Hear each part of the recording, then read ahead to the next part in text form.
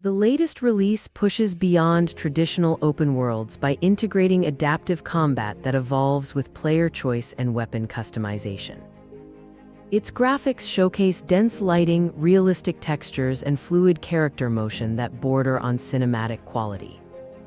The narrative threads a nonlinear mission structure with morally complex decisions that ripple across side quests and endings. A standout feature redefines immersion through tactile feedback and a hybrid stealth action loop that rewards timing and silence. Overall, the experience feels polished yet bold, offering fresh systems that differentiate it from predecessors while inviting deep experimentation.